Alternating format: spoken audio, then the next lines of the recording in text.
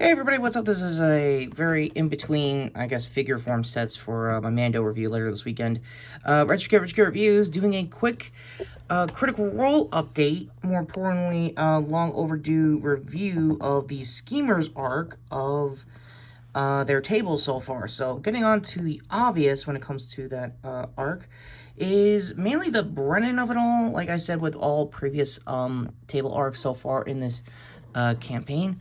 Essentially, yeah, there is a lot going on in Darmarkiar than I originally thought was more political aspirations kind of stuff that this table is going to be going in depth with for these several episodes.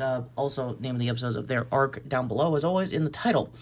So yeah, getting into the actual vibe of the table itself, you could definitely tell these are people who have lives and a lot of like working aspirations, and commitments to the Magia that they couldn't really get basically a whole out of their usual realm kind of journey that most of the other tables were going throughout this campaign. Evidently, I think Hal and Belair and Murray Maggs over there, all played by Critical Role alumni themselves, Liam O'Brien, Taliesin Jaffe, and obviously Mary Sheree.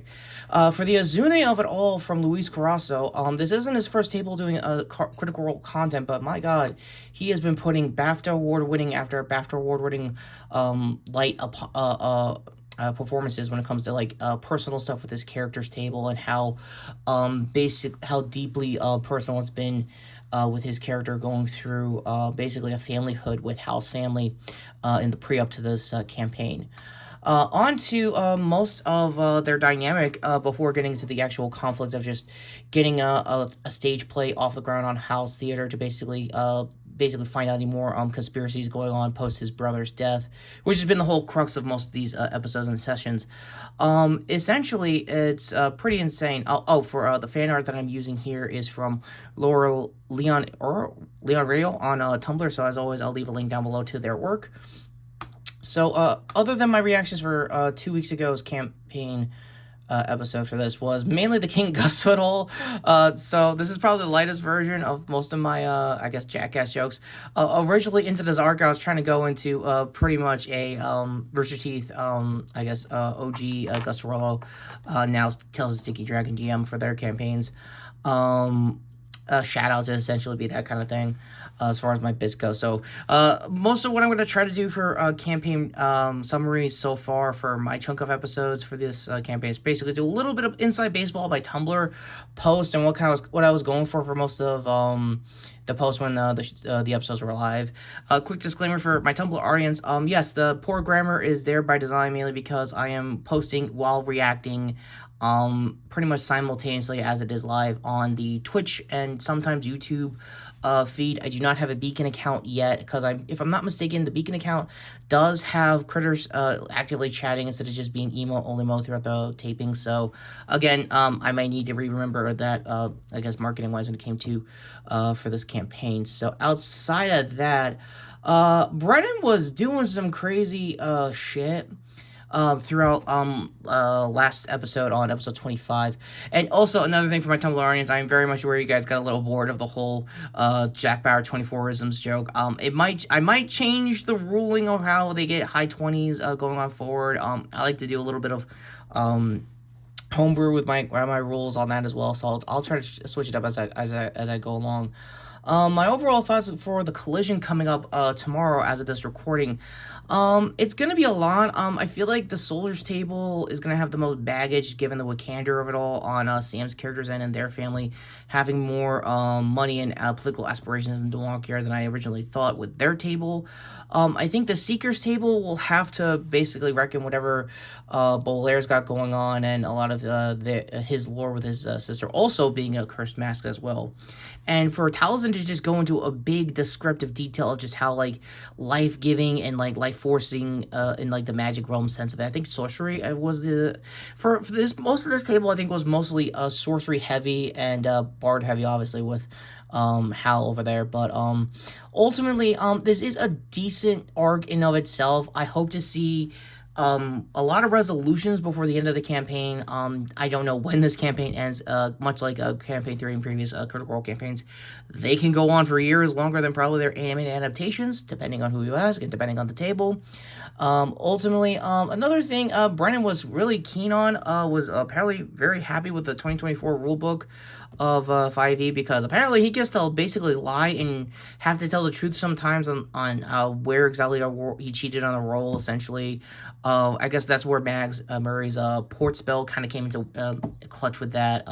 Again, for anyone who's actually plays professionally or casually with D&D, how that spell worked on the whole, that he lied a bit on the nat one for that death save for Hal. Please let me know in the comments down below how that went down, because that's what I kind of feel like where Brennan wants to keep most of the tables on their heels on just like new like flips and twists that Matt could never done in his previous campaigns. Again, a lot of comparison work aside, ultimately I think this is a strong arc. You get a more breadth to basically one specific place of the Malkier, mainly because one, I get to say this land location more than I think most of the locations both the Seekers and the Soldier Stable have been going through all campaigns so far. And I do like the West March approach. I've said this early on at the beginning of the campaign. It makes sense for everyone's schedules because, like I said, they are all professional voice actors. They're all professional working actors.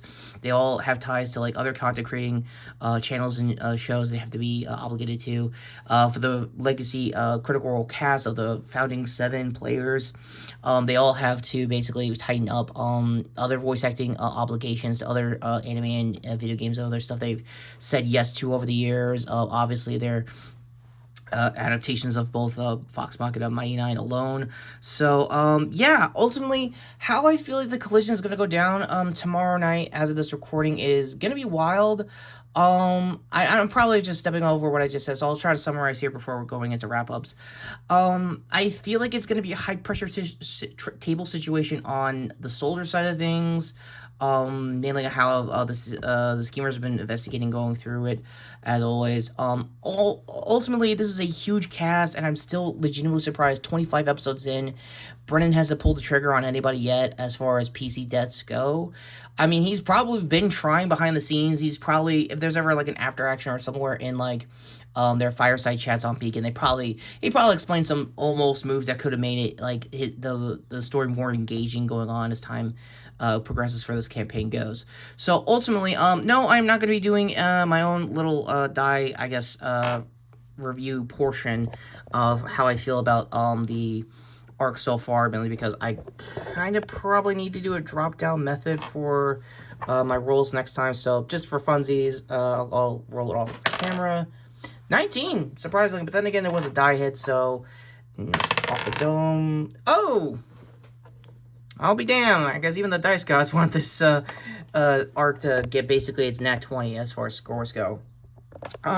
Speaking of which, I may have to recategorize how I score arcs going forward for this campaign, given that they're going to be table-to-table oriented. I'll try my best not to do collages, rapid-fire reviews of all episodes so far into just whenever a collision happens or whenever a new arc happens. I kind of want to get back into it if there's any more like blockbuster, like appointment viewing kind of moments, which I hope will be the case for future tables going forward into their later arcs for this campaign. Other than that, what do you think of the Schemers table and more importantly the arc in general leading up to Collision? Let me know in the comments down below.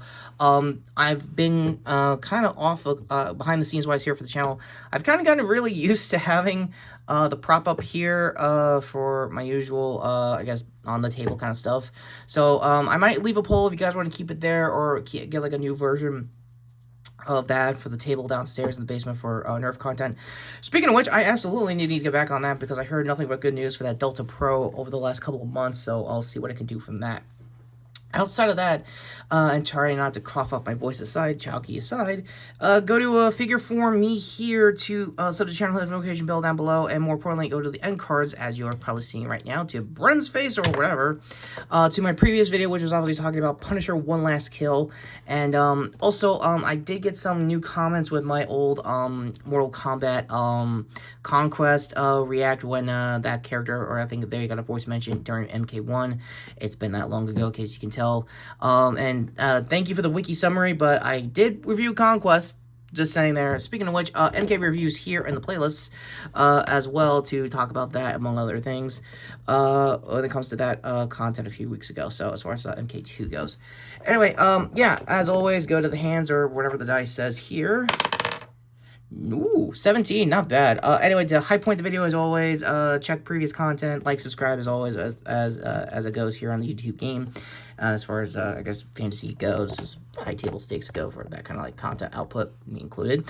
So yeah, business, evergreen talk aside, this is Retrokid Review saying, yeah, didn't think cinematic would look this good seeing Brennan's mug, but, I don't know, here we are, I guess.